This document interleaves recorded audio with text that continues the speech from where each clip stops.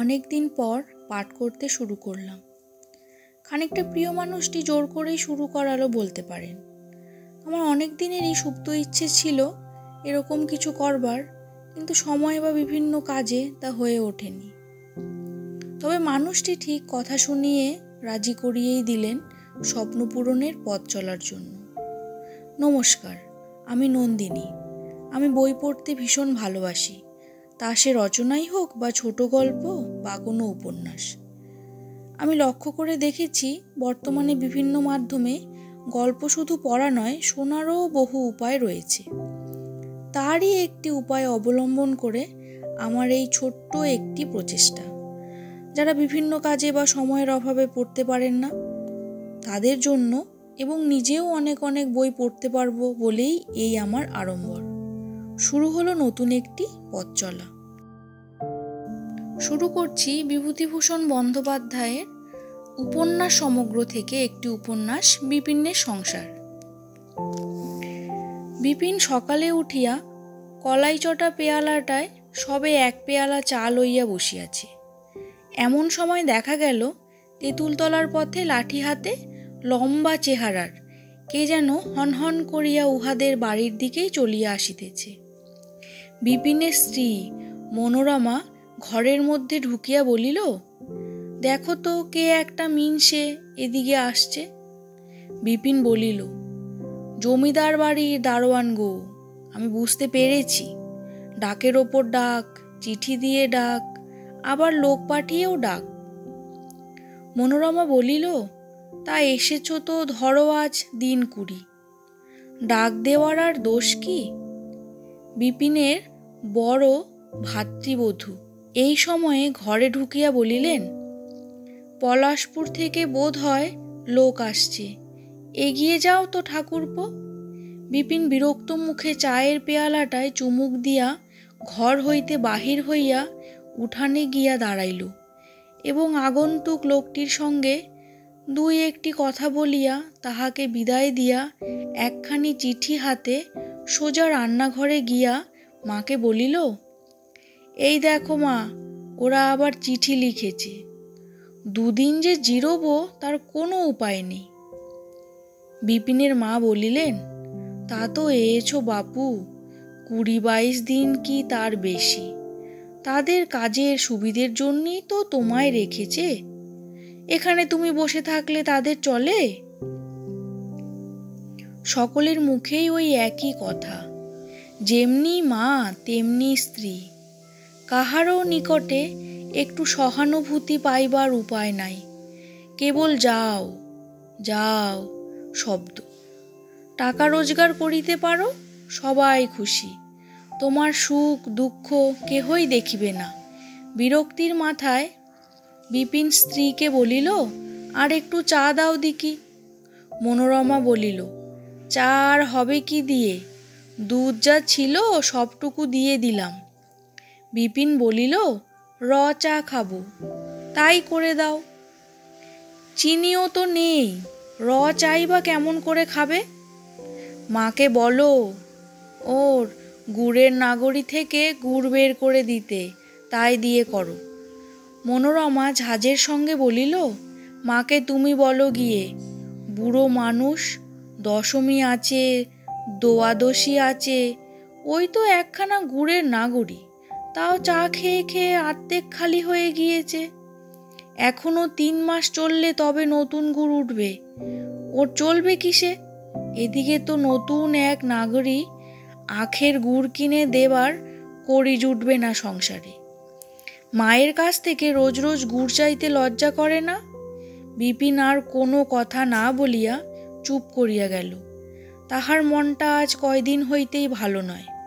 প্রথম তো সংসারে দারুণ অনটন, তার উপর স্ত্রীর যা মিষ্টি বুলি। বেশ, সে পলাশপুরেই যাইবে, আজই যাইবে, আর বাড়ি থাকিয়া লাভ কি?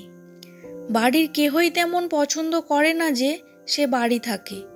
এমন সময় বাহির হইতে গ্রামের কৃষ্ণলাল চক্রবর্তী ডাকিয়া বলিলেন, বিপিন, বাড়ি আছো হে? বিপিন পাশের ঘরের উদ্দেশ্যে বলিল, কেষ্ট কাকা আসছেন, সরে যাও। পরে অপেক্ষাকৃত সুর চড়াইয়া বলিল, আসুন কাকা আসুন, এই ঘরেই আসুন। কৃষ্ণলালের বয়স 44 বছর, কিন্তু চুল বেশি পাকিয়া যাওয়ায় ও অর্ধেক দাঁত পড়িয়া যাওয়ার দরুন দেখায় যেন 60 বছরের বৃদ্ধ। তিনি ঘরের মধ্যে ঢুকিয়া বলিলেন, ও কে এসেছিল হে তোমার বাড়ি একজন খোট্টা মতো? ও পলাশপুর থেকে এসেছিল আমায় নিয়ে যাওয়ার জন্যে। বেশ তো, যাও না, এখানে বসে মিছে কষ্ট পাওয়া। আহা, সেজন্যে না কেষ্ট কাকা। পলাশপুরে বাবা যখন চাকরি করতেন সে একদিন গিয়েছে। এখন প্রজা ঠেঙিয়ে খাজনা আদায় করার দিন নেই, অথচ টাকা না আদায় করতে পারলে জমিদারের মুখ ভার। আমি ধোপাখালির কাছারিতে থাকি, আর পলাশপুর থেকে ক্লাব তো লোক আসছে, ক্লাব তো টাকা পাঠাও টাকা পাঠাও এই বলি। বলুন দিকি, আদায় না হলে আমি বাপের বিষয় বন্ধক দিয়ে এনে তোমাদের টাকা জোগাবো মশাই? কৃষ্ণ চক্রবর্তী বলিলেন, তোমার বাবার আমলের সেই পুরনো মনিবি আছে তো, তারা তো জানে তুমি বিনোদ চাটুর্যের ছেলে। তোমার বাপের দাপটে জানে বলেই তো আরো মুশকিল। বাবা যেভাবে খাজনা আদায় করতেন এখনকার আমলে তা চলে না কাকা, অসম্ভব। দিনের হাওয়া বদলেছে, এখন চোখ কান ফুটেছে সবারই। সত্যি কথা বলছি, আমারও কাজ ভালো লাগে না, প্রজা ঠ্যাঙাবার জন্যেও না, তাতে আমার তত ইয়ে হয় না। কিন্তু জমিদার আর জমিদার গিন্নি ঘুণ একেবারে, কেবল দাও দাও বলি, না দিলেই মুখ ভার। তা আর কি করবে বলো, পরের চাকরি করার তো কোনো দরকারই ছিল না তোমার। বিনোদ দাদা যা করে রেখে গিয়েছিলেন, পায়ের ওপর পা দিয়ে বসে খেতে পারতে, সবই যে উড়িয়ে দিলে। বিনোদ দাদাও চোখ বুঝলেন, তোমরাও ওড়াতে শুরু করলে। এখন আর হা হুতাশ করলে কি হবে বলো? এসব কথা বিপিনের তেমন ভালো লাগিতেছিল না। স্পষ্ট কথা কাহারও ভালো লাগে না। সে তাড়াতাড়ি বলিয়া উঠিল, সে যাক কাকা, আমায় একটা শশার চারা দিতে পারেন? আছে বাড়িতে। এই সময় বিপিনের বিধবা বোন বিনা ঘরে ঢুকিয়া বলিল, দাদা, মা ডাকছে, একবার রান্নাঘরের দিকে শুনে যাও। ইহার অর্থ সে বোঝে, সংসারে হেন নাই তেন নাই, লম্বা ফর্দ শুনিতে হইবে, মা নয় স্ত্রীর নিকট হইতে। কৃষ্ণলাল বসিয়া থাকার দরুন মায়ের নাম দিয়া ডাক আসিতেছে। বিপিন বলিল, বসুন কাকা, আসছি। কৃষ্ণলাল উঠিয়া পড়িলেন। সকালবেলা বসিয়া থাকিলে তার চলিবে না, অনেক কাজ তার। মনোরমা দালানের দোরে আসিয়া দাঁড়াইয়াছিল, বলিল, কেষ্ট কাকার সঙ্গে বসে গল্প করলে চলবে তোমার? ঘুরিয়া না বলে সোজাভাবেই কথাটা বলো না কেন। কি নেই? কিচ্ছু নেই, একদানা চাল নেই, তেল নেই, ডাল নেই, একটি আলুও নেই। হাঁড়ি চড়বে না এবেলা। বিপিন ঝাঁঝের সঙ্গে বলল, না চড়ে চড়ুক, রোজ রোজ পারি নে, একবেলা উপোস করে সব পড়ে থাকো। মনোরমা কড়া সুরে জবাব দিল, লজ্জা করে না এ কথা বলতে? আমি আমার নিজের জন্যে বলিনি, মা কাল একাদশীর উপোস করে রয়েছেন, উনিও কি আজও উপোস করে পড়ে থাকবেন? সব কি আমার জন্যে সংসারে আসে? ওই বিনারও গিয়েছে কাল একাদশী, ও ছেলে মানুষ, কপালই না হয় পুড়েছে, খিদে তেষ্টা তো পালায়নি তা বলে। মনোরমার যুক্তি নিষ্ঠুর, অকাট্য। বিপিন বাড়ি হইতে বাহির হইয়া তেমাথার মোড়ের বড় তেঁতুলতলার ছায়ায় একখানা যে কাঠের গুঁড়ি পড়িয়া আছে তাহারই উপর আসিয়া বসিল। চাল নাই, ডাল নাই, এ নাই ও নাই, সে তো চুরি করিতে পারে না। একটি পয়সা নাই হাতে, বাজারের কোন দোকানে ধার দিবে না, বহু জায়গায় দে না। উপায় কি এখন? না, পলাশপুরেই যাওয়া স্থির। বাড়ির এই নরক যন্ত্রণার চেয়ে সে ভালো। দিনরাত মনোরমার মধুর বাক্যি, আর কেবল নাই নাই বলি তো শুনিতে হইবে না। প্রজা ঠ্যাঙানোর অনিচ্ছা ইত্যাদি বাজে ওজোর ও কিছু না। সে বিনোদ চাটুর্যের ছেলে, প্রজা ঠ্যাঙাইতে পিছপাও না। কিন্তু আর একটা কথাও আছে, তাহার সেখানে যাইবার অনিচ্ছার মূলে। ধোপাখালির কাছারি তহবিল হইতে সেই জমিদারদের না জানাইয়া 40টি টাকা ধার করিয়াছিল। তাহা আর শোধ দেওয়া হয় নাই। বিপিনের ভয় আছে, হয়তো এই ব্যাপারটা ধরা পড়িয়া গিয়াছে, সেই জন্যেই জমিদারের এত ঘন ঘন তাগাদা তাহাকে লইয়া যাইবার জন্য। বিপিনের ছোট ভাই বলাই আজ 4-5 মাস অসুস্থ। তাহার চিকিৎসার ব্যবস্থা করার জন্যেই টাকা কয়টি নিতান্ত দরকার ছিল। বলাইকে রানাঘাটে লইয়া গিয়া বড় ডাক্তারকে দেখানো হইয়াছে এবং এখন আগের চেয়ে সে অনেকটা সারিয়া উঠিয়াছে বলিয়া ডাক্তার আশ্বাস দিয়াছেন। বলাই বর্তমানে রানাঘাটেই মিশনারি হাসপাতালে আছে। পরদিন পলাশপুরে যাওয়ার পথে বিপিন রানাঘাট হাসপাতালে গেল। স্টেশন থেকে হাসপাতাল প্রায় মাইলখানেক দূরে, বেশ ফাঁকা মাঠের মধ্যে। বলাই দাদাকে দেখিয়া কাঁদিতে আরম্ভ করিল। দাদা, আমায় এখানে এরা না খেতে দিয়ে মেরে ফেললে। আমি বাড়ি নিয়ে যাবে কবে? আমি তো সেরে গেছি, না খেয়ে মরলাম। তোমার পায়ে পড়ি দাদা, বাড়ি কবে নিয়ে যাবে বলো? খেতে দেয় না তো তোর অসুখ বলেই? আচ্ছা আচ্ছা, পলাশপুর থেকে ফিরবার পথে তোকে নিয়ে যাব, ঠিক? কি খেতে ইচ্ছে হয়? মাংস খাইনি কতদিন, মাংস খেতে ইচ্ছে হয়। বৌদিদির হাতে রান্না মাংস। আচ্ছা, হবে হবে, এই মাসেই নিয়ে যাব। বিপিন আড়ালে নার্সকে জিজ্ঞাসা করিল, আমার ভাই মাংস খেতে চাইছে একটু আধটু। নার্স এদেশি খ্রিস্টান, পূর্বে কৈবর্ত ছিল। গোলগাল, দোহারা, বেশি বয়স নয়। ভ্রুকুটি করিয়া বলিল, মাংস খেয়ে মরবে যে। নেফ্রাইটিসের রুগী অত্যন্ত ধরা কাঠের মধ্যে না রাখলে যা একটু সেরে আসছে তাও যাবে। মাংস? বৈকালের দিকে 5 মাইল পথ হাঁটিয়া বিপিন পলাশপুরে পৌঁছিল। বিপিনের বাবা বিনোদ চাটুর্যে এখানে কাজ করিয়া গিয়াছেন, সুতরাং বিপিনের জমিদার বাড়ি সর্বত্র অগাধ গতি। সে অন্দরে ঢুকিতেই জমিদার গৃহিণী বলিয়া উঠিলেন, আরে এসো এসো বিপিন, কখন এলে? তারপর তোমার ভাই এখনো সেই হাসপাতালেই রয়েছে? কেমন আছে আজকাল? জমিদার অনাদি চৌধুরী বিপিনের গলার স্বর শুনিয়া দোতলা হইতে ডাক দিয়া বলিলেন, ওকে বিপিন না? এলে এতদিন পরে? 10 দিনের ছুটি নিয়ে বাড়ি গিয়ে করলে 2 মাস। এরকম করে কাজ চলবে? দাঁড়াও, আমি আসছি। বিপিন জমিদার গৃহিণীকে প্রণাম করিল। গৃহিণীর বয়স 40 ছাড়াইয়াছে, রং ফর্সা, মোটাসোটা চেহারা, পরনে চওড়া লাল পাড় শাড়ি, হাতে 2 গাছা সোনার বালা ছাড়া অন্য কোনো গহনা নাই। তিনি বলিলেন, এসো এসো, বেঁচে থাকো। তোমাকে ডাকার আরও বিশেষ দরকার। খুকিকে নিয়ে জামাই আসছেন বুধবারে। ঘরে একটা পয়সা নেই।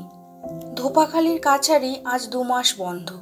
তাগাদাপত্র না করলে জামাই এলে একেবারে মুশকিলে পড়ে যেতে হবে। সেই জন্যে কর্তা তোমার ওখানে কাল লোক পাঠিয়েছিলেন তোমায় নিয়ে আসতে। অনাদি চৌধুরী ইতিমধ্যে নামিয়ে আসিয়াছিলেন। তার বয়স 60-এর উপর। বর্তমান গৃহিণী তার দ্বিতীয় পক্ষ। বাতের রোগী বলিয়া খুব বেশি নড়াচড়া করিতে পারেন না, যদিও শরীর এখনও বেশ বলিষ্ঠ। এক সময় দুর্দান্ত জমিদার বলিয়া ইহার যথেষ্ট খ্যাতি ছিল। অনাদি চৌধুরী বলিলেন, খুকি আসছে বুধবারে। এদিকে ধোপাখালি কাছারি আজ 2 মাস বন্ধ। একটি পয়সা আদায় তশিল নেই। তোমার কাণ্ডজ্ঞানটা যে কি তাও তো বুঝিনি। তোমার বাবার আমলে এই মহল থেকে 300 টাকা ফি মাসে আদায় ছিল, আর এখন সেই জায়গায় 50-60 টাকা আদায় হয় না। তুমি কাল সকালেই চলে যাও কাছারিতে। মঙ্গলবার রাতের মধ্যে আমার 40টা টাকা চাই, নইলে মান যাবে। জামাই আসছে এতকাল পরে, কি মনে করবে? আদর যত্ন করব কি দিয়ে? জমিদার গৃহিণী বলিলেন, আর আসবার সময় কিছু কুমড়ো, বেগুন, থোর কিংবা মোচা, আর যদি পারো ভালো মাছ একটা রঘুদের পুকুর থেকে, আর কিছু শাকসবজি আনবে। ঘানি ভাঙানো সর্ষের তেল এনো 250। আর এক ভার আখের গুড় যদি পাও। বিপিন মনে মনে হাসিল। জমিদার গৃহিণী যে এই সমস্ত আনিতে বলিতেছেন, সবই বিনামূল্যে প্রজা ঠ্যাঙাইয়া। নতুবা পয়সা ফেলিলে জিনিসের অভাব কি? যদি পাও, কথার মানেই হইল যদি বিনামূল্যে পাও। এমন ছোট নজর আর এমন কৃপণ স্বভাব, পরের জিনিস এমনি যোগাইতে পারো। খুব খুশি।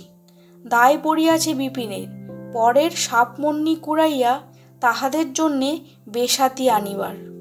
এমনি তো ছোট ভাইটা হাসপাতালে পড়িয়া শুষিতেছে, এইসব জন্যেই এখানকার চাকুরির অন্ন তাহার গলা দিয়া নামে না।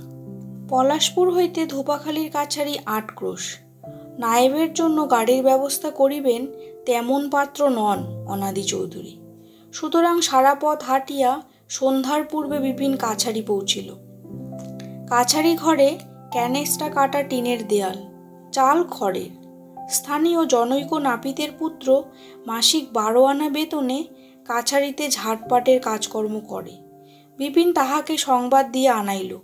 সে ঘর খুলিয়া ঝাড় দিয়া কাছারি ঘরটাকে রাত্রিবাসের কতকটা উপযোগী করিয়া তুলিল বটে, কিন্তু বিপিনের ভয় হইতেছিল মেঝেতে যেরকম বড় বড় ৪-৫টা ইঁদুরের গর্ত হইয়াছে, রাত্রিবেলা সাপখোপনা বাহির হয়। চাকর ছোকরা একটি কাঁচ ভাঙা হ্যারিকেন লণ্ঠন জ্বালিয়া ঘরের মেঝেতে রাখিয়া বলিল, নায়েব বাবু, রাত্রে কি খাবা? কিছু খাবো না, তুই যা। সে কি বাবু, তা কখনো হতে পারে? খাবা না কিছু? রাত কাটাবা কেমন করে? একটু দুধ দেখে আসি পাড়ার মধ্যে, আপনি বসুন। বাবু, এই ছোকরা চাকর যে যত্ন করে, দরদ দেখায়, বিপিন অনেক আপনার লোকের কাছেও তেমন ব্যবহার পায় নাই, এ কথা তাহার মনে হইল। অন্ধকার রাত্রি, কাছারির সামনে একটু ফাঁকা মাঠ, অন্য সব দিকে ঘন বাঁশবন, এক কোণে একটা বড় বাদাম গাছ। অনাদি চৌধুরীর বাবা হরিনাথ চৌধুরী কাছারি বাড়িতে এটি শখ করিয়া পুঁতিয়াছিলেন, ফলের জন্য নয়, বাহার ও ছায়ার জন্যে। বাঁশবনে অন্ধকার রাত্রে ঝাঁকে ঝাঁকে জোনাকি ঘুরিয়া ঘুরিয়া চক্রাকারে উড়িতেছে, ঝিঝি ডাকিতেছে, মশা বিনবিন করিতেছে কানের কাছে। কাছারির কাছাকাছি লোকজনের বাস নাই, ভারী নীর। বিপিন একা বসিয়া বাহিরের দিকে চাহিয়া ভাবিতে লাগিল। কত কথাই মনে আসে। বাড়ি হইতে আসিয়া মন ভালো নয়। হাসপাতালে ছোট ভাইটার রোগশীর্ণ মুখ মনে পড়িল। মনোরমা ঝাঁঝালো টকটক কথাবার্তা, সংসারে ঘোর অনটন। বাজারে হেন দোকান নাই যেখানে দেনা নাই।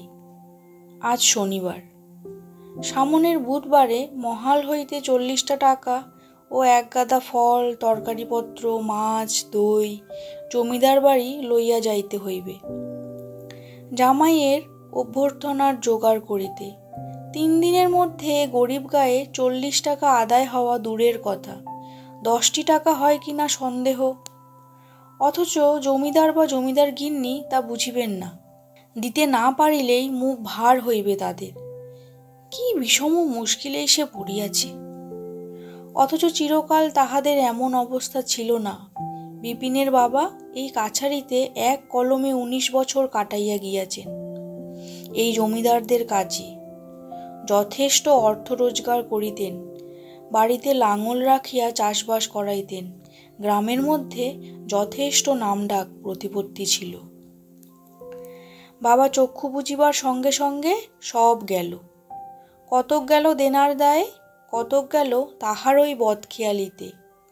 অল্প বয়সে কাঁচা টাকা হাতে পাইয়া কুসঙ্গীর দলে ভিড়িয়া স্ফূর্তি করিতে গিয়া টাকা তো উড়িলই। ক্রমে জমি জমা বাধা পড়িতে লাগিল। তারপর বিবাহ, সে এক মজার ব্যাপার। তখনও পর্যন্ত যতটুকু নামডাক ছিল পৈতৃক আমলের, তাহারই ফলে এক অবস্থাপন্ন বড় গৃহস্থের ঘরের মেয়ের সহিত হইল বিবাহ। মেয়ের বাবা নাই, কাকা বড় চাকুরি করেন, শালাশালিরা সব কলেজে পড়া। বিপিন ইংরেজিতে কোনো রকমে নাম সই করিতে পারে মাত্র। মনোরমা শ্বশুরবাড়ি আসিয়াই বুঝিল বাহির হইতে যত নামডাকি থাকুক এখানকার ভিতরের অবস্থা অন্তঃসার শূন্য। সে বড় বংশের মেয়ে, মন গেল তার সম্পূর্ণ বিরূপ হইয়া। স্বামীর সহিত সদ্ভাব জমিতে পাইল না যে। ইহাতে বিপিন মনে প্রাণে স্ত্রীকে অপরাধিনী করিতে পারে কই। এই যে লায়েব বাবু, কখন এলেন? দণ্ডবধ হই। বিপিনের চমক ভাঙিল। আগন্তুক এই গ্রামেরই একজন বড় প্রজা নরহরি দাস, জাতিতে মুচি। শুয়োরের ব্যবসা করিয়া হাতে 2 পয়সা করিয়াছে। বিপিন বলিল, এসো নরহরি, বড় মুশকিলে পড়েছি। বুধবারের মধ্যে 40টি টাকার জোগাড় কি করে করি বলো তো? বাবুর জামাই মেয়ে আসবেন, টাকার বড্ড দরকার। আমি তো এলাম 2 মাস পরে। টাকা জোগাড় না করতে পারলে আমার তো মান থাকে না। কি করি, ভারী ভাবনায় পড়ে গেলাম যে। নরহরি বলিল, এসব কথা এখন নয় বাবু, খাওয়া দাওয়া করুন, কাল বেনবেলা আমি আসবো কাচারিতে, তখন হবে। ইতিমধ্যে কাচারির ছোকরা চাকর একটা ঘটিতে কিছু দুধ ও কোচরে কিছু মুড়ি লইয়া ফিরিল। নরহরি বলিল, আপনি সেবা করুন লায়েব বাবু, আজ আসি, কাল কথাবার্তা হবে। কাছারির ঘরের দোরটা একটু ভালো করে আগর বন্ধ করে শোবেন রাতে। বড্ড বাঘের ভয় হয়েছে আজ কটা দিন। বিপিন সকালে একটা বিষয়ে নিশ্চিন্ত হইয়া বাঁচিল। তহবিলের টাকার ঘাটতি ইহারা টের পায় নাই। তবুও টাকাটা এবার তহবিলে শোধ করিয়া দিতে হইবে। জমিদার হিসাব তলব করিতে পারেন। এতদিন পরে যখন সে আসিয়াছে, তাহা হইলে অন্তত 80 টাকার আপাতত দরকার। এই 3 দিনের মধ্যে 3টি দিন বাকি মোটে। এখন কোনো ফসলের সময় নয়। 80 টাকা আদায় হইবে কোথা হইতে? পাইক দিয়া প্রজাপত্র ডাকাইয়া আনিল। সকলের মুখেই একই বুলি। এখন টাকা তারা দেয় কি করিয়া? নরহরি দাস 15টি টাকা দিল। ইহার বেশি তাহার গলা কাটিয়া ফেলিলেও হইবে না। বিপিন নিজে প্রজাদের বাড়ি বাড়ি ঘুরিয়া আরও 10টি টাকা আদায় করিল 2 দিনে। ইহার বেশি হওয়া বর্তমানে অসম্ভব। বিপিন একবার কামিনী গোয়ালিনীকে ডাকাইল। এ অঞ্চলের অনেকে জানে যে বিপিনের বাবা বিনোদ চাটুর্যের সঙ্গে কামিনীর নাকি বেশ একটু ঘনিষ্ঠতা ছিল। এখন কামিনীর বয়স 55-56, এক হারা শ্যামবর্ণ, হাতে মোটা সোনার অনন্ত। সে বিপিনকে স্নেহের চক্ষে দেখে। বিপিন যখন 10-12 বছরের বালক বাবার সঙ্গে কাছারিতে আসিত, তখন হইতেই সে বিপিনকে জানে। বিপিনও তাহাকে সমীহ করিয়া চলে। কামিনী প্রথমে আসিয়াই বিপিনের ছোট ভাইয়ের কথা জিজ্ঞাসা করিল। বাবা, তারে তুমি কলকাতায় নিয়ে গিয়ে বড় একটা ডাক্তার দেখাও। ওখানে বাঁচবে না, রানাঘাটের হাসপাতালে কি হবে? ছোড়াটাকে তোমরা সবাই মেরে ফেলবা দেখছি। করি কি মাসিমা, জানো তো অবস্থা। বাবা মারা যাওয়ার পরে সংসারে আগের মতো জুত নেই। বাবার দেনা শোধ দিয়ে। কামিনী ঝাঁঝিয়া উঠিয়া বলিল, কর্তা দেনার জন্যে যায়নি, গিয়েছে তোমার উড়ুনচুরে স্বভাবের জন্যে। আমি জানি না কিছু। কর্তা যা রেখে গিয়েছিলেন করে, তাতে তোমাদের 2 ভাইয়ের ভাতের ভাবনা হতো না। বিষয় আশয় গোলাপালা তোমার পৈতের সময় 1000 লোক পাত পেরে বসে খেয়েছিল। কম বিষয়টা করে গিয়েছিলেন কর্তা? তোমরা বাবা সব ঘুচুলে, তার মতো লোক তোমরা হলে তো। বিপিন দেখিল সে ভুল করিয়াছে। বাবার কোনো ত্রুটির উল্লেখ ইহার সামনে করা উচিত হয় নাই। সে বরাবর দেখিয়া আসিয়াছে কামিনী মাসি তাহা সহ্য করিতে পারে না। ইহার কাছে কিছু টাকা আদায় করিতে হইবে, রাগাইয়া লাভ নাই। সুর বেশ মোলায়েম করিয়া বলিল, ও কথা থাক মাসিমা, কিছু টাকা দিতে পারো? এই গোটা 40 টাকা কিস্তির সময় আদায় করে আবার দেব। কামিনী পূর্ববৎ ঝাঁজের সঙ্গেই বলিল, টাকা টাকা, টাকার গাছ দেখেছ কিনা আমার? সেবার 1 গাড়ি টাকা যে নিলে, আর উপুর হাত করলে না। আর একবার দিলাম 20 টাকা পুজোর সময়। তোমার কেবল টাকার দরকার হলেই মাসি মাসি। বাতে যে পঙ্গু হয়ে পড়েছিলাম 20-25 দিন, খোঁজ করেছিলে মাসিমা বলে। বিপিন কামিনী মাসিকে কি করিয়া চালাইতে হয় জানে। তরুণ তরুণীদের কাছে পৌর বা প্রৌঢ়াদের দুর্বলতা ধরা পড়িতে বেশিক্ষণ লাগে না। তাহারা জানে উহাদের কি করিয়া হাতে রাখিতে হয়। সুতরাং বিপিন হাসিয়া বলিল, খোকার ভাতের সময় তোমায় নিয়ে যাব বলে সব ঠিক মাসি। এমন সময় বলাইটা অসুখে পড়ল। তোমার টাকা কড়িও সব তো এতদিনে শোধ হয়ে যেত। ওর অসুখটা যদি না হতো। কামিনী কিছুক্ষণ চুপ করিয়া কি ভাবিল, তারপর হঠাৎ জবাব দিল, আচ্ছা হয়েছে ঢের, আর বলার কাজ নেই বাপু। বেলা হয়েছে, চললাম আমি। কদিন আছো এখানে? মঙ্গলবার সন্ধেবেলা কি বুধবার সকালে যাব। মাসিমা, যা বললাম কথাটা মনে রেখো। টাকাটা যদি জোগাড় করে দিতে পারতে তবে বড্ড উপকার হতো। তোমার কাছে না চাইবো তো কার কাছে চাইবো বলো। কামিনী সে কথায় তত কান না দিয়া আপন মনে চলিয়া গেল।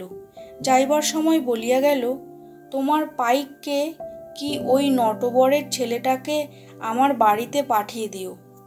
পেঁপে পেকেছে, সঙ্গে দেব। মঙ্গলবার বৈকালে কামিনীর কাছে পাওয়া গেল 25টি টাকা। ধোপাখালির হাট হইতে জমিদার গিন্নির ফরমাস মতো জিনিসপত্র কিনিয়া বিপিন বুধবার শেষ রাত্রির দিকে গরুর গাড়ি করিয়া রওনা হইল এবং বেলা 10টার সময় পলাশপুর আসিয়া পৌঁছিল। জমিদার বাড়ি পৌঁছিবার পূর্বে শুনিল জামাইবাবু কাল রাত্রে আসিয়া পৌঁছিয়াছেন। জমিদার বাবুর অবস্থা এখন তত ভালো নয় বলিয়া তেমন বড় পাত্রে মেয়েকে দিতে পারেন নাই। জামাই আইন পাশ করিয়া আলিপুর কোর্টে ওকালতি করেন। কলিকাতায় বাড়ি আছে, পৈতৃক বাড়ি, যদিও দেশ এই পলাশপুরের কাছেই নোনাপাড়া।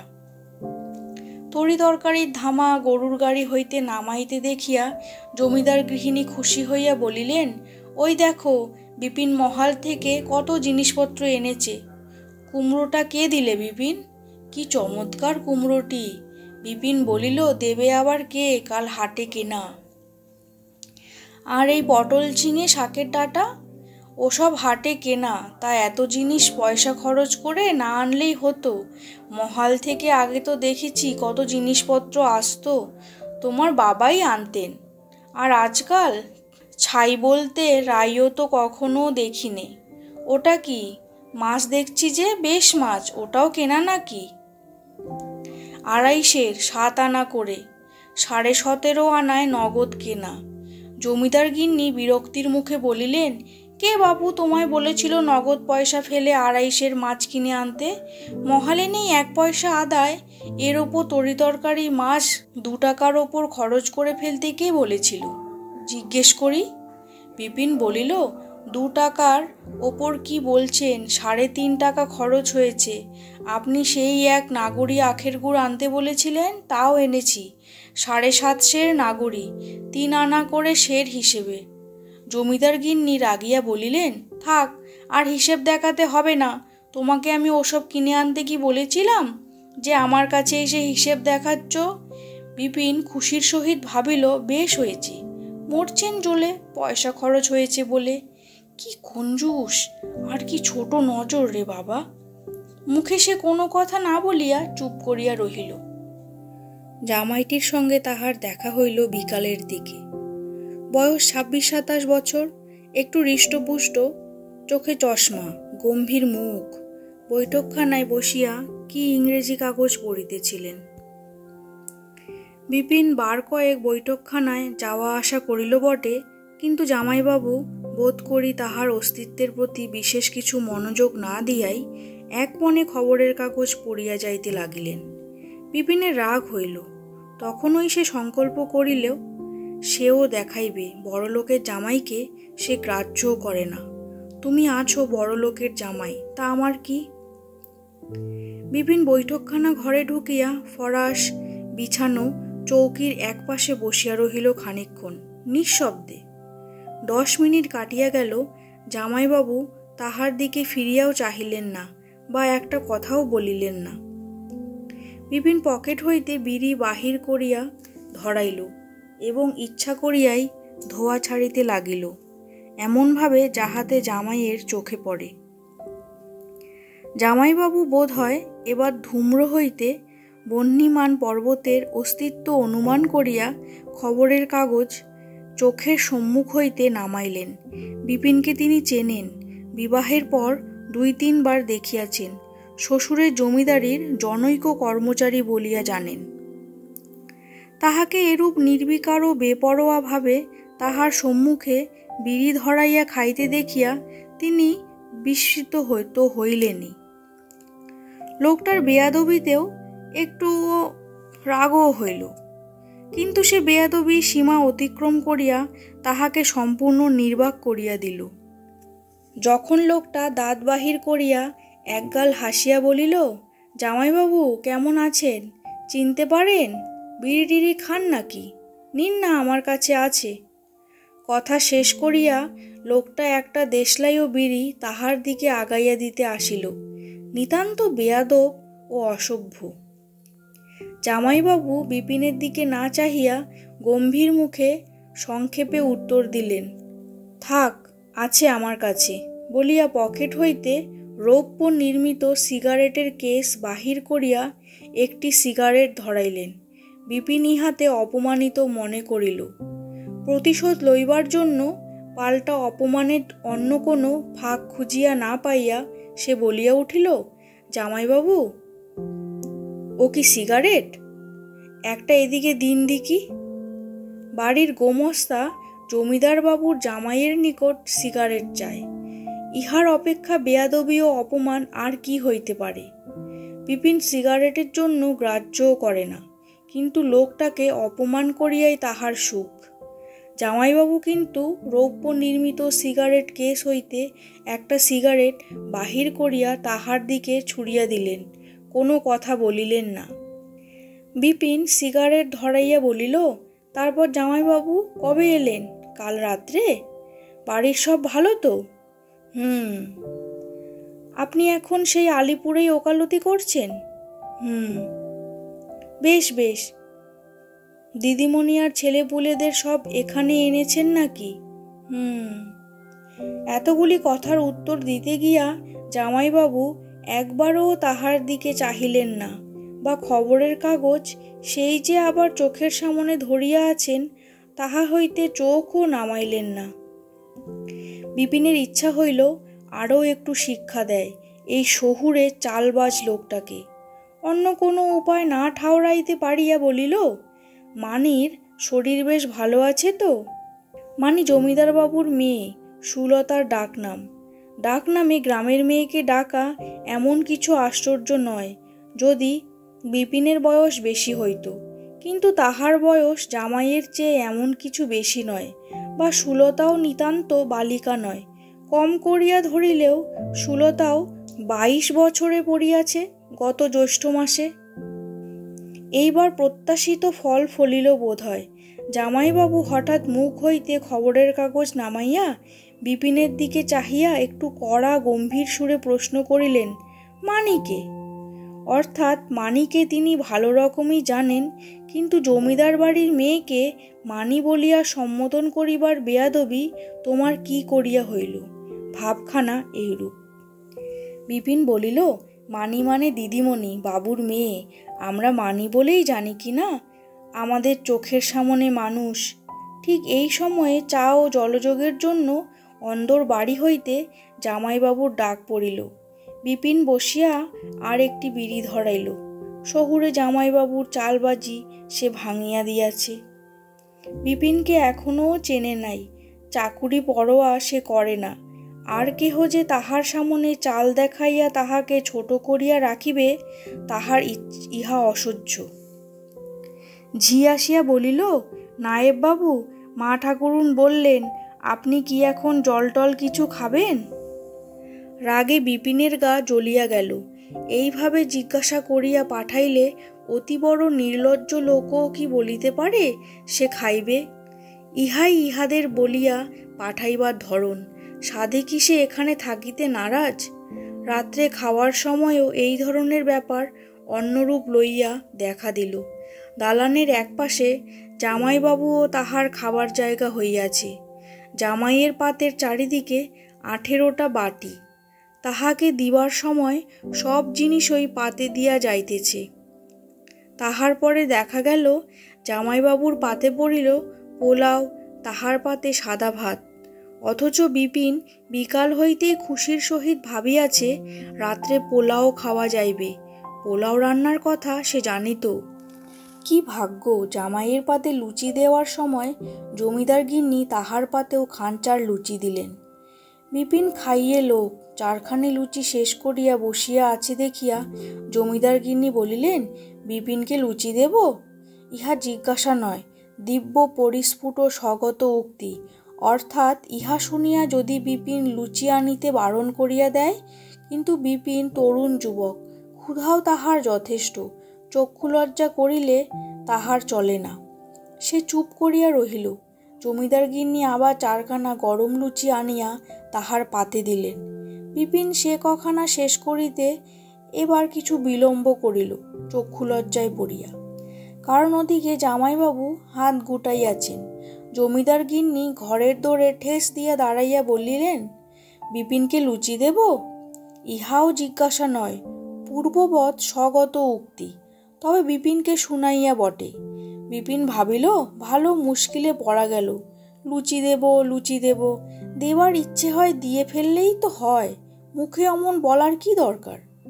জমিদার গৃহিণী যদি ভাবিয়া থাকেন যে বিপিন আর লুচি আনিতে বারণ করিবে, তবে তাহাকে নিরাশ হইতে হইল। বিপিন কোনো কথা কহিল না। আবার 4খানা লুচি আসিল। 4খানি করিয়া ফুলকো লুচিতে বিপিনের কি হইবে?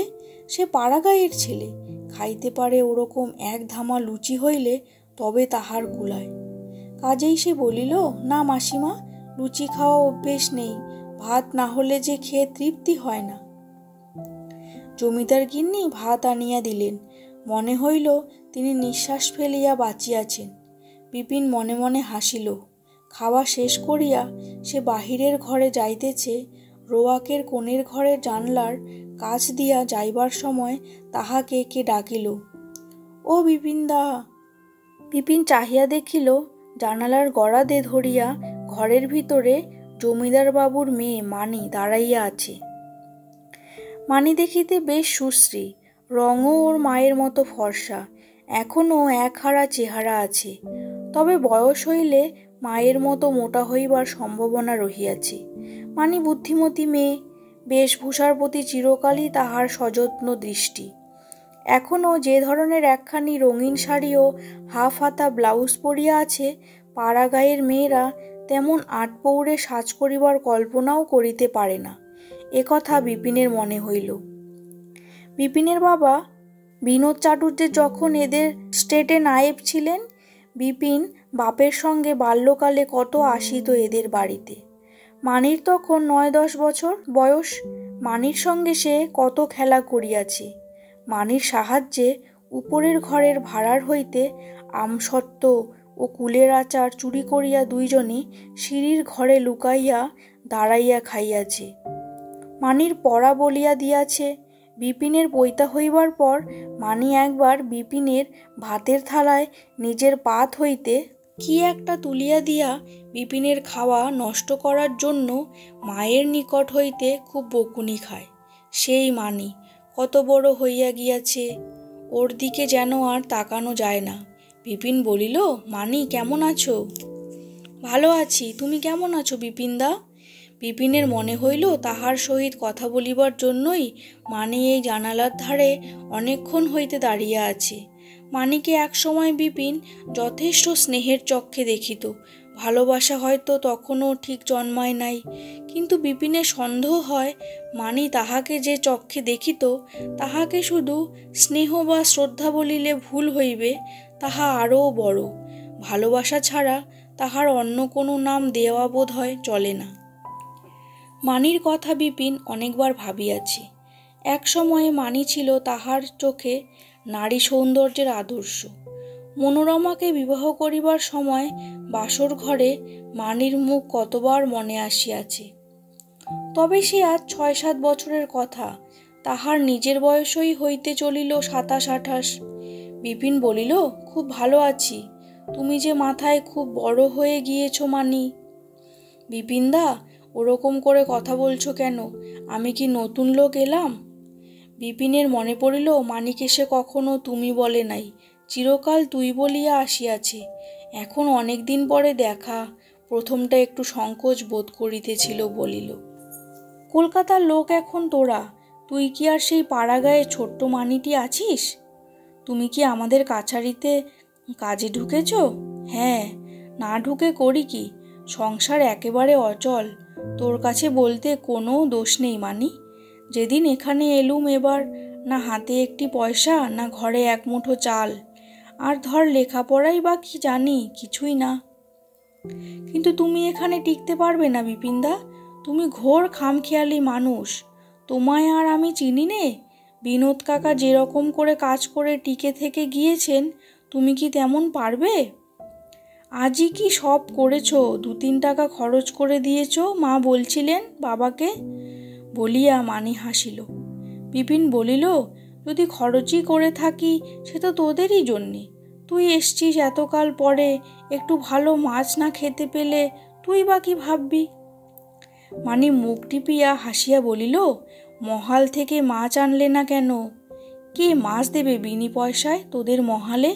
বাবার আমলের সেই ব্যাপার আর আছে নাকি? এখন লোক হয়ে গিয়েছে চালাক, তাদের চোখ কান ফুটেছে। তোর মা কি সে খবর রাখেন? তা নয়, বিনোদ কাকার মতো ডানপিটে দুধেও তো তুমি নও বিপিনদা। তুমি ভালো মানুষ ধরনের লোক। জমিদারির কাজ করা তোমার দ্বারা হবে না। শেষ কথাগুলি মানি যথেষ্ট গাম্ভীর্যের সহিত বলিল। বিপিন হাসিয়া উঠিয়া বলিল, তাই তোরে মানি, একেই না বলে জমিদারের মেয়ে। দস্তুর মতো জমিদারি চালের কথাবার্তা হচ্ছে যে। মানি বলিল, কেন হবে না বলো? আমি জমিদারের মেয়ে তো বটেই। সংস্কৃত তো পড়ো না বিপিনদা? সংস্কৃতে একটা শ্লোক আছে, সিংহের বাচ্চা জন্মেই হাতির মুন্ডু খায়। আর থাক থাক, তোর আর সংস্কৃত বিদ্যে দেখাতে হবে না, ওসবের ধার মারাইনি কখনো। আচ্ছা আসি মানি, রাত হয়ে যাচ্ছে। মানি বলিল, শোনো শোনো, যেও না, রাত এখনো তো ভারী। আচ্ছা বিপিনদা, ভারী দুঃখ হয় আমার, লেখাপড়াটা কেন ভালো করে শিখলে না? তোমার চেহারা ভালো, লেখাপড়া শিখলে চাকরিতে তোমায় যেচে আদর করে নিত, এ আমি বলতে পারি। বিপিন বলিল, আচ্ছা মানি, একবার তুই আর আমি ভাড়ার ঘর থেকে কুল চুরি করে খেয়েছিলাম, মনে পড়ে? সিঁড়ির ঘরে দাঁড়িয়ে দাঁড়িয়ে খেয়েছিলুম। মানি বলিল, তার মনে নেই, সেসব একদিন গিয়েছে, কিন্তু আমার কথা ওভাবে চাপা দিলে চলবে না। লেখাপড়া শিখলে না কেন বলো? বিপিন হাসিয়া বলিল, কি আমার কৈফিয়ত তলবকারী নিরে। পরে ঈষৎ গম্ভীর মুখে বলিল, সে অনেক কথা, সে কথা তোর শুনে দরকার নেই। তবে তোর কাছে মিথ্যে বলবো না, হলো কি জানিস, বাবা মারা গেলেন বিস্তর বিষয় সম্পত্তি ও কাঁচা টাকা রেখে। আমি তখন সবে 20 বছরে পা দিয়েছি, মাথার ওপর কেউ নেই। টাকা উড়ুতে আরম্ভ করে দিলুম, পড়াশুনো ছাড়লুম, বিষয় সম্পত্তি নগদ টাকা পেয়ে কম করে মৌরসি বিলি করতে লাগলুম। বদখেয়ালের পরামর্শ দেবারও লোক জুটে গেল অনেক। কত দূরে যে নেমে গেলাম। মানি এক মনে শুনিতেছিল। শিহরিয়া উঠিয়া বলিল, বলো কি বিপিনদা? তোর কাছে বলতে আমার কোনো সংকোচ নেই, সংকোচ হলেও কোনো কথা লুকোবো না। আজ এত দুঃখ পাবো কেন মানি? এখানে চাকরি করতে আসবো কেন? কিন্তু এখন বয়স হয়ে বুঝেছি কি করেই হাতের লক্ষ্মী ইচ্ছে করে বিসর্জন দিয়েছিলাম তখন। তারপর ওই যে বলছিলাম, নানা রকম বদখেয়ালে টাকাগুলো এবং বিষয় আশয় জলাঞ্জলি দিয়ে শেষে পড়লাম ঘোর দুর্দশায়। খেতে পাইনি, এমন দশায় এসে পৌঁছলাম। মানির মুখ দিয়া এক ধরনের অস্ফুট বিস্ময় ও সহানুভূতির স্বর বাহির হইল। বোধ হয় তাহারও নিজেরও অজ্ঞাতসারে। বিপিনের বড় ভালো লাগিল মানির এই দরদ ও তাহার সতেজ সহজ সজীব সহানুভূতি। সেসব কথাগুলো তোর কাছে বলবো না, মিছে তোর মনে কষ্ট দেয়া হবে। এই রকমে 1.5 বছর কেটে গেল। তারপর তোর বাবার কাছে এলুম চাকরির চেষ্টায়, চাকরি পেয়েও গেলাম। এই হলো আমার ইতিহাস। তবে এ চাকরি পোষাবে না, সত্যি বলছি। এ আমার অদৃষ্টে টিকবে না। দেখি অন্য কোথাও ভাগ্য পরীক্ষা করে। মানি অত্যন্ত একমনে কথাগুলি শুনিতেছিল। গম্ভীর মুখে বলিল, একটা কথা আমার শুনবে? কি? আমায় না জানিয়ে তুমি এ চাকরি ছাড়বে না বলো? সে কথা দেওয়া শক্ত মানি, সত্যি বলছি। তুই এসেছিস এখানে তাই, নইলে বোধ হয় এবার বাড়ি থেকে আসতাম না। তবে যে কদিন তুই আছিস সে কদিন আমিও থাকবো। তারপর কি হয় বলতে পারছি নে। চিরকালটা তোমার একভাবে গেল বিপিনদা। নিজের গো ও বুদ্ধিতে কষ্ট পেলে চিরদিন। আমার কথা একটিবার রাখো বিপিনদা, তেজ দেখানোটা একবারের জন্যে বন্ধ রাখো। আমায় না জানিয়ে চাকরি ছেড়ো না। আমি তোমার ভালোর চেষ্টাই করব। বিপিন হাস্যস্মৃত ব্যঙ্গের সুরে বলিল, মানি, পরের উপকারে মন দিয়েছ দেখছি। এমন মূর্তিতে তো তোকে কখনো দেখেছি বলে মনে হচ্ছে না মানি। মানি রাগতভাবে বলিল, আবার? না না, আচ্ছা তোর কথাই শুনবো, যা রাগ করিস নে, কথা দিলে। এই সময় ঘরের মধ্যে মানির ছোট ভাই সুধীর আসিয়া পড়াতে মানি পিছন ফিরিয়া চাহিল। বিপিন তাড়াতাড়ি বলিল, চলি মানি, শুইগে, রাত হয়েছে, শরীর ক্লান্ত আছে খুব। সারাদিন মহালে ঘুরেছি টোটো করে রোদ্দুরে।